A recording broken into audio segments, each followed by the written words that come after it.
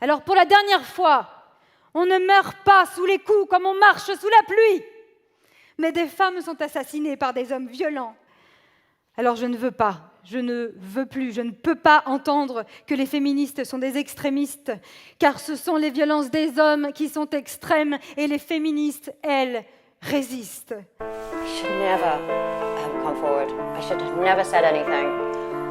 Je suis féministe dans la mesure où je me bats pour défendre l'égalité absolue entre les hommes et les femmes dans notre société. Je ne réclame en rien la supériorité d'un genre sur l'autre, mais je revendique et je défends la tristement célèbre phrase « Oui, tous les hommes sont trash ». J'ai bien conscience de la violence de mes propos, je mesure la virulence de mon discours et je sais qu'il ne sera pas du goût de tous. C'est volontairement que j'emploie des termes aussi durs, car ils sont proportionnels à la dure réalité concernant la condition féminine, encore aujourd'hui, dans nos sociétés. Je suis ici pour dire à haute voix ce que l'on me demande de taire, et je ne souhaite pas le dire avec poésie, mais avec véracité. Oui, tous les hommes sont sexistes. Oui, tous les hommes sont de potentiels agresseurs.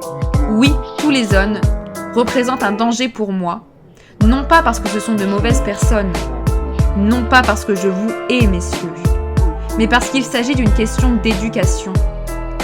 Qui êtes-vous pour prétendre être absolument libéré de l'éducation qui est la vôtre ? Qui êtes-vous pour nier les faits ? Nous grandissons dans une société sexiste, dans une société profondément sexiste. Notre histoire est sexiste, nos raisonnements sont sexistes, et notre système, le produit même du sexisme. Ce pouvoir qu'exercent les hommes en tant que groupe social sur les femmes se ressent dans tous les aspects et domaines de la société. En effet, le sexisme est enraciné dans nos sociétés, et il est le parfait exemple du danger des dynamiques de pouvoir en général. Tout pouvoir est un abus de pouvoir. L'autorité fera toujours passer ses propres intérêts et ceux du groupe auquel elle appartient avant ceux des autres groupes. Ainsi, lorsque les hommes dirigent, ils alimentent les mécanismes sexistes. Chacun veut préserver ses propres privilèges, un accès prioritaire à l'emploi, de meilleurs revenus, une sécurité en présence de l'autre groupe, et même un ascendant sur celui-ci. Il ne s'agit pas d'haïr des individus, il s'agit de combattre un système. Il s'agit de nous élever contre une masse, un groupe social, un mécanisme d'oppression à l'échelle d'une société entière. Ne me parlez pas d'intention lorsque je vous parle de faits. Ne me parlez pas de vos sentiments lorsque je vous parle de nos vies. Ne faites pas prévaloir vos égos sur les conditions de nos existences tout entières. Il s'agirait d'arrêter de nous mentir. Non, on ne peut pas se contenter de changer de comportement. Non, on ne peut pas juste faire attention. Non, vous n'allez pas faire des efforts. Tout n'est pas si simple. Vous n'êtes pas nos égos. Et nous ne sommes plus disposés à faire changer quoi que ce soit avec vous. Non, vous n'êtes pas féministes. Tout au plus, vous êtes nos alliés. Assez de paroles, assez de mots, assez de promesses. Nous réclamons des actes qui mèneront à un changement radical. Et nous ne vous attendrons plus pour l'obtenir. Des gens meurent. Comment osons-nous débattre aujourd'hui de telles considérations ? Rien qu'en 2019, 149 femmes sont mortes sous les coups de leurs conjoints. Pensez-vous que ce chiffre est dû au hasard ? Pensez-vous que tous ces hommes étaient des cas isolés ? Des monstres ? Il est naïf de nier qu'il s'agissait en vérité de personnes comme vous et moi. Des boulangers, des commerçants, des professeurs. Soyons réalistes, la violence est institutionnelle, elle est banalisée, et il est parfaitement naturel de nous élever contre celle-ci, non pas pour attaquer des individus, mais pour changer un système.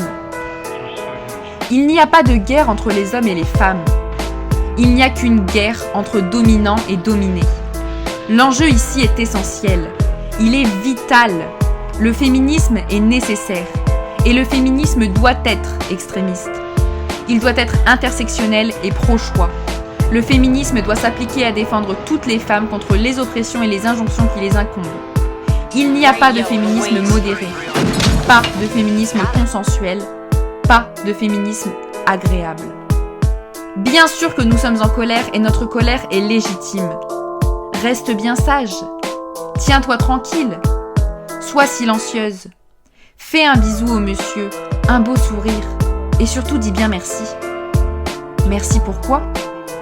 Merci pour les menaces, les coups. Merci pour les viols. Merci pour les meurtres. Alors traitez-moi de misandre si cela vous plaît. Fermez les yeux, niez la réalité. Mentez-vous à vous-même et aux autres, mais s'il vous plaît, ne me demandez pas de m'excuser pour vous dire la vérité. Je ne m'excuserai pas pour avoir fait la description de ma condition. C'est par l'obscurantisme et la censure que l'on maintient un peuple dans l'ignorance, que l'on garde son pouvoir sur les communautés que l'on opprime. Alors on étouffe la parole des femmes, on les contraint au silence, à un féminisme gentillet qui ne pose pas les questions qui fâchent, qui ne s'impose pas, qui s'excuserait presque d'exister. Alors non, je ne m'excuserai pas, non, je ne me tairai pas. Et c'est ainsi que je me retrouve aujourd'hui, ici, à plaider la cause des femmes, à défendre un féminisme sans compromis, un féminisme qui fait du bruit, qui fait polémique, qui dit les choses. L'heure n'est plus aux belles paroles. Nous n'avons plus le temps de ménager vos sentiments, messieurs. Une femme meurt tous les 3 jours sous les coups de son mari. En tant que femme dans un monde d'hommes, je suis vulnérable.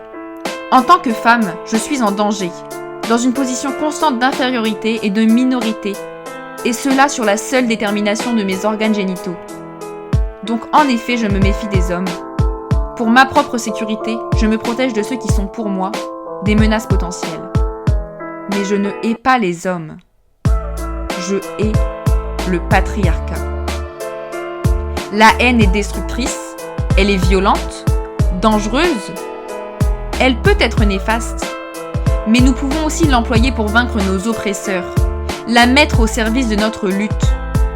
La haine est parfois nécessaire car effectivement elle détruit. À nous de nous en servir pour détruire le patriarcat.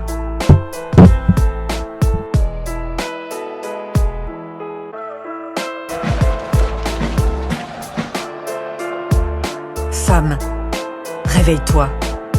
Le tocsin de la raison se fait entendre dans tout l'univers. Reconnais tes droits.